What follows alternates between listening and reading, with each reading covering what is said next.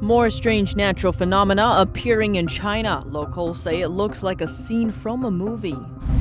In a practice beginning last year, Chinese authorities demolished farmers' homes to create more profitable projects. We hear from one such farmer who forcefully lost her home.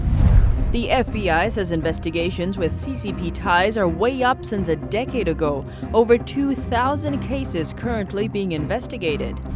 And the US and the European Union are in talks regarding the Chinese regime's threat to the West. Mike Pompeo pointing out it's an issue between the CCP and the world.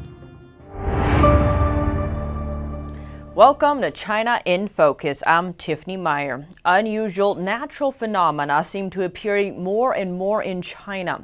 We recently reported on oddly shaped hailstones that rained down on Beijing. Some say they resembled ice sculptures of the CCP virus. Now we look at video of a tornado in northern China. Some netizens on social media liken the storm to a scene from a science fiction film. The clip was captured on Wednesday. So far, no Chinese media have reported on it, so there's no information about possible casualties or other damages. Now to Beijing. Many people are trying to leave the Chinese capital. A recent video shows a highway packed with cars on one side, but very few on the other. The person who captured this video said he's traveling along the side that leads into Beijing. The other side are cars trying to leave. Official regulation requires that anyone who tries to leave Beijing must show a negative virus test result from the last 7 days. But due to long wait times for virus testing, in some cases up to 3 months, many people cannot leave the city.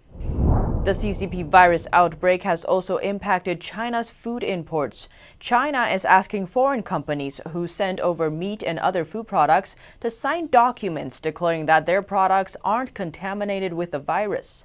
The request followed China's allegation that the CCP virus was found in a market in Beijing on a cutting board to slice imported salmon. So far, there's no known research data that suggests humans can catch the infection from food packaging. What's more, the CCP virus mainly attacks the lungs, organs that are not present in fish. As a result, it's commonly believed to be difficult for fish to get infected with this kind of virus. At the same time, the U.S. is urging China to meet the purchase commitments agreed to in the U.S.-China Phase 1 trade deal. The purchases include American agricultural products like lobster and beans. Now we turn to the floods in southern and central China. Rainstorms are expected to drench at least 10 Chinese provinces until next Tuesday. Videos from the area show broken roads, collapsed bridges, and fallen trees swept up by strong currents. According to official figures, this year's flooding cost China almost $3.5 billion in direct economic losses, with hundreds of thousands displaced. And these figures may be underreported. Local Chinese authorities in a Chinese city demolish residential houses and resell the land for more profit, leaving the homeowners in a hard situation. Her belongings are scattered here and there. Most of her bedding is tossed on the ground, broken furniture and appliances, among piles of unpacked clothes, cooking wares, and her television, left out in the open. This recent video was taken by a farmer from the Chinese northern province of Shandong. Her home was demolished by authorities without her agreement and before she could find a place to stay. She is weeping and murmuring while capturing the video.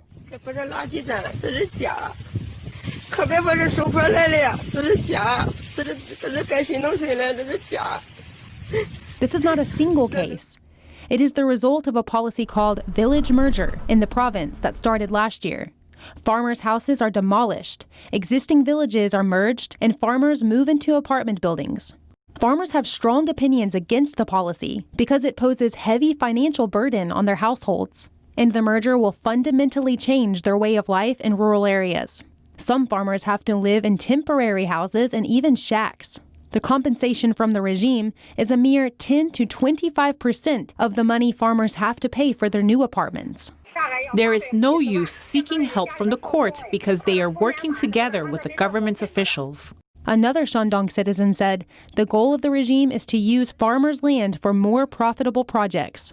CCP officials get farmers' land for profitable industry projects. They also put some of the money in their own pockets. Farmers' houses are demolished. They have to live in apartments. Officials are indeed persecuting them. Forced house demolishing has been going on for years all over China and is causing huge conflicts between people and the authorities. The U.S. and the European Union are prompting new dialogue about China's threat to the West. The discussion was proposed by EU High Representative for Foreign Affairs Josep Borrell. According to Secretary of State Mike Pompeo, the Trump administration accepted the offer because the president doesn't want America's future to be shaped by the Chinese Communist Party, and he doubts his European counterparts want that either. Pompeo said China's cover-up of its initial virus outbreak has helped people realize the threat China poses to the world. But it's not only the cover-up. Pompeo said China is also taking provocative military actions against countries worldwide. That's why it's not only a problem between the U.S. and China, but rather between the Chinese Communist Party and the rest of the globe. He cited China's aggression in the South China Sea, deadly border confrontations in India, an opaque nuclear program, and threats against its neighbors. Upcoming talks between the U.S. and the EU will reveal more about the specific actions planned. The Canadian Security Intelligence Service warns that Canada is a target for Chinese interference. The agency says the Chinese regime endangers the foundations of Canada's fundamental institutions, including its system of democracy. Experts suggest the regime uses economic means to win the support of some influential Canadians. The chair of Canada's National Security and Intelligence Committee says the Chinese Communist Party uses money rather than communist ideology as a powerful source of influence, creating parasitic relationships of long-term dependence. He says Canada needs to up its game when it comes to blocking foreign interference. The U.S. is imposing new sanctions on a Hong Kong-based Chinese company accused of providing important supplies to Iran's metal industry. 8 other companies related to the Iranian metal industry are also subject to U.S. sanctions. The penalties also keep these companies out of the U.S. financial system. Pompeo has said the U.S. will continue to put maximum pressure on Iran until it behaves like a normal country. And Pompeo says the U.S. is shifting military presence to respond to the China-India border conflict. During a virtual conference, he said that by withdrawing U.S. troops from Germany, the U.S. is now ready to face the threats posed by the Chinese regime to India and Southeast Asia. Pompeo added that the U.S. is making sure it's postured appropriately to handle what he called the challenge of our time. A document related to a nuclear-powered aircraft carrier has recently appeared on the website for China's military. It's prompted speculation that China has started building its first nuclear-powered ship. At present, China has 2 traditionally powered aircraft carriers. According to China news website NetEase, China is expected to build its first nuclear-powered aircraft carrier by 2025. So far, only the U.S. and France have nuclear-powered ships. Jacques Musselman, a member of the Labour Party and lawmaker in New South Wales in Australia, has come under investigation by Australian authorities. The controversial member of parliament has been a strong public supporter of China and has been showing signs of being in suspiciously close contact with Chinese officials. Now his house in Sydney has been raided by Australian agencies. New South Wales Labour leader Jody Mackay confirmed that she knew of the raids, and the process was underway to suspend Musselman from the party. The FBI director says the agency is dealing with over 2,000 investigations tied to the Chinese Communist Party. NTD's Miguel Moreno has more on those numbers and how the regime is using an economic angle to influence the U.S. Chinese government is fighting a generational fight. FBI Director Christopher Wray says they're currently investigating over 2,000 cases linked to the Chinese Communist Party, a 1,300% increase in economic espionage cases since a decade ago. In his interview with Fox News, Wray noted that the CCP relies on non-traditional collectors, such as businessmen, scientists, and scholars who are bribed into stealing U.S. information, not just government officials. The Epoch Times senior China reporter Joshua Phillip says the regime's espionage goes even further than that. It's not just the direct stealing of information using spies from different U.S. companies, things to prop up the Chinese economy. And it also takes the form of things like ideological subversion. It takes the form of things like infiltration into different elements of influence in the society. News outlets, think tanks, research facilities, you name it. In recent months, the Justice Department and the FBI have ramped up their counteractive duties against the CCP. A review of DOJ press releases by the Epoch Times shows that it brought more indictments related to Chinese infiltration since 2019 than during the entire 8 years of the Obama administration. Ray called China the most comprehensive threat to American innovation, economic security, and democratic ideas. Philip says it's an accurate statement. There are other countries that have similar viewpoints on the U.S. There are other countries that carry out similar, say, operations against the United States. But none of them have the whole of society threat that the Chinese Communist Party brings. The United States, in the eyes of the Chinese Communist Party, is its #1 enemy. When it comes to things like economic theft, when it comes to the different forms of espionage it's using, all of these are part of its plan for the United States. Ray also says the regime is now trying to interfere with U.S. politics by trying to steer them in a more pro-Chinese Communist Party direction. Miguel Moreno, NTD News. A new bill could mean sanctions against China's communist regime. If signed into law, it would dole out punishment for China's draconian national security law over Hong Kong and for the people and banks that support Beijing's efforts to control the city. The Senate passed it yesterday. The Senate passed a bill that would impose sanctions on people or companies supporting the Chinese regime's efforts to restrict Hong Kong's autonomy. The Hong Kong Autonomy Act passed unanimously.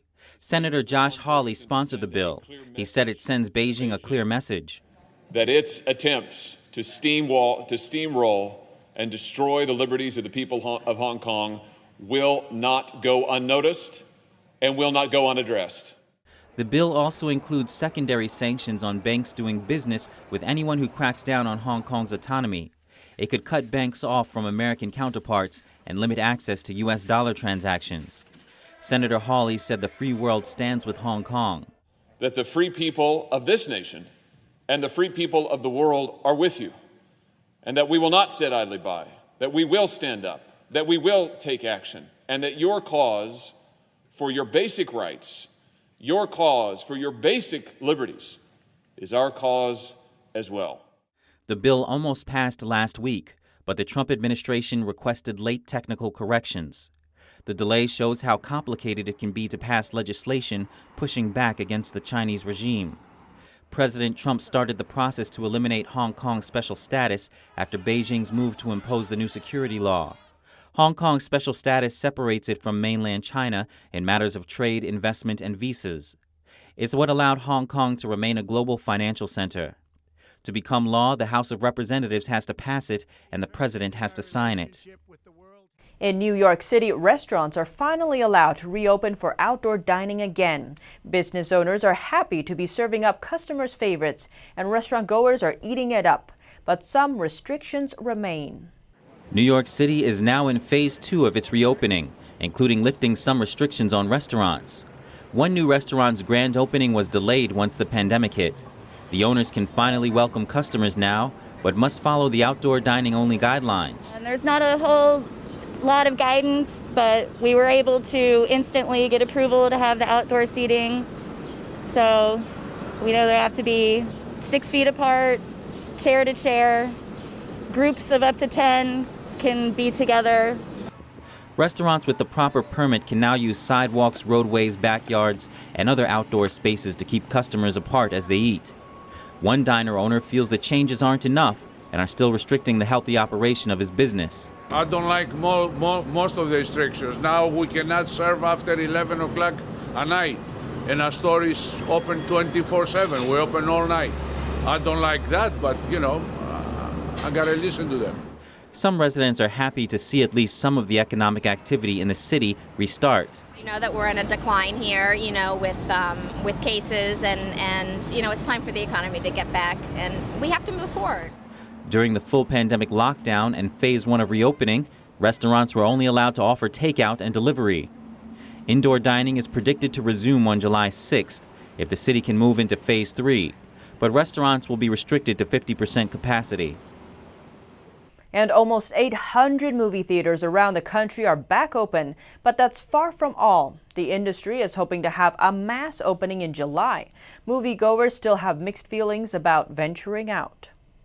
When the 60-seater Arena Cine Lounge in Los Angeles opens again for the first time in months, more than a dozen chairs will be filled by cardboard cutouts of James Dean, Charlie Chaplin, and other Hollywood icons. Almost 800 indoor cinemas have reopened around the country, but officials in LA County, the largest movie-going market in the United States, have not yet given a green light. New York City, the country's #2 movie market, also has not set a date for cinema reopenings. The industry is hoping for mass openings in July. That's when nationwide chains AMC Entertainment, Cinemark, and Cineworld's Regal Cinemas are scheduled to be back in business. All plan safeguards including limited attendance, extra cleaning, and face masks for guests and workers. Although there are still some health risks involved, one moviegoer said he would take the risk if it was for a good movie. Yes, I don't know about any upcoming movies, but I have favorite actors that would draw me. That might be willing to risk getting coronavirus to go see. But others still have mixed feelings about heading back to theaters. Yeah, it's obviously better to go to a theater for certain kinds of movies. It's more fun, it's more engaging, but at the end of the day, I think that's probably the least important business that kind of needs to reopen. Currently, the first widely released film on Hollywood's schedule is Unhinged, a road rage drama starring Russell Crowe. It's set to debut on July 10th. India is taking a stand against China financially. The country plans to raise tariffs on Chinese imports and make more products locally. This comes after a shrinking economy from the pandemic and a deadly border clash between the two countries. India is planning to raise tariffs and impose strict inspection measures on Chinese imports. The Indian Standards Department will toughen quality control for nearly 400 Chinese products. It wants to ensure goods that can be made locally aren't imported. India's finance ministry is considering raising taxes on imports like furniture and auto parts. The trade ministry is looking for non-tariff ways to check Chinese imports, like extra inspections, product testing, and higher quality certification requirements. India is the world's largest democracy, and it's heavily dependent on other nations like China for raw materials and products. The problem was made obvious after India went on lockdown in late March and the country faced a shortage of personal protective equipment. The lockdown hurt, causing their first full-year economic decline in over 40 years. According to the International Monetary Fund, India had a projected GDP growth of 1.9% in April, but is now forecasting a 4.5% drop instead for the fiscal year through March 2021. And recent border clashes between Chinese and Indian soldiers have caused an uproar across India. 20 Indian soldiers died in the military standoff. Local politicians are calling to boycott Chinese-made goods, from toys and watches to plastic goods. India's Prime Minister is asking citizens to be more self-reliant and to source and make products locally when possible. India received the most imports from China last year. It purchased nearly $70 billion worth of goods, including electronics, machinery, and chemicals. The IMF estimates India's $2.7 trillion economy will recover next year. Here at China in Focus, we dedicate ourselves to bringing you truthful, unbiased reporting. Don't forget to like and subscribe for the latest updates, and see you tomorrow.